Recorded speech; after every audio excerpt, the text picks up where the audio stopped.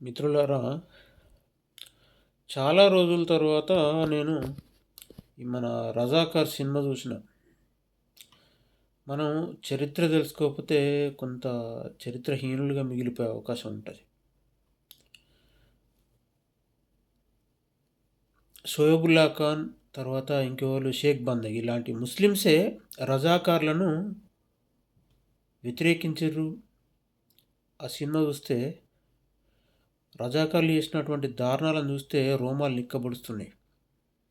ఎంత దారుణంగా చేసిర్రు అని అంటే, హైదరాబాద్ నిజంగా మంచి సంపన్నమైనటువంటి సంస్థానం, అంటే ఒక సంపన్న రాష్ట్రం అది, ధనిక రాష్ట్రం. అటువంటి రాష్ట్రాన్ని నాశనం చేసిర్రు. ఎంత దారుణంగా ఉందంటే అబ్బబ్బబ్బబ్బ. మన అంతకుముందు టీఆర్ఎస్ ప్రభుత్వం బలగ సినిమాను ఊరుకు ఫ్రీగా ప్రొజెక్టర్లు పెట్టి ప్లే చేసిర్రు కదా.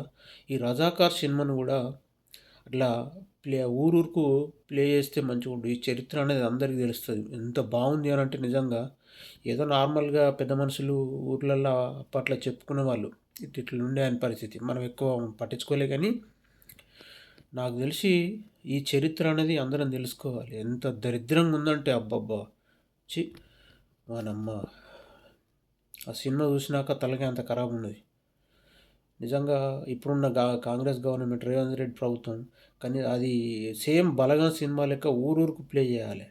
అసలు ఎవరు చేసిర్రు, ఎంత ఈ రజాకార్లు అంటే ఏంటిది, ఎంత దారుణంగా ఉండే. ముస్లింలు సైతం వ్యతిరేకించారు రజాకార్లను. అంత దుర్మార్గులు వాళ్ళు. ముస్లింలను రెచ్చగొట్టే ప్రసంగాలు చేసిర్రు.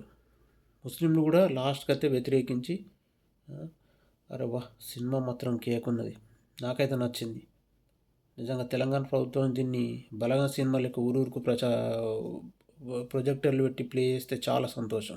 ఎందుకంటే చరిత్ర అనేది మనం తెలుసుకుంటే కూడా చాలా హ్యాపీగా ఉంటుంది. ఒకప్పుడు మన పూర్వీకులు ఎన్ని కష్టాలు పడ్డారు, నిజంగా మన తెలంగాణ ఎట్లుండే అనేది. ఇంకా అది అసలు నా టైం సరిపోలేదు కావచ్చు, నా డౌటు ఆ సినిమా మొత్తం పూర్తిగా తీయడానికి.